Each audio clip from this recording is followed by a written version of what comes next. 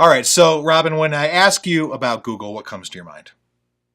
It's like it invades your life, right? It's just about everything. You probably talk about Google as a search engine and how you like its features. Let's see, it provides free mail. You've got Google Plus. It's a great networking site. You got Google Drive, Calendar. It provides you with a host of features. Now, you can even manage your business through Google.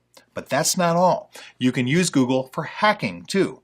You may know that Google collates information about you, your browsing habits, preferences, etc.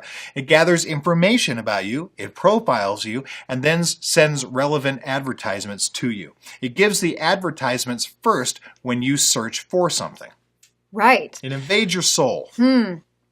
So Google hacking refers to creating complex search engine queries. If you have the right queries, you can retrieve a whole lot of valuable data about a target company. An attacker can try to find websites that are vulnerable to exploits and vulnerabilities using Google hacking.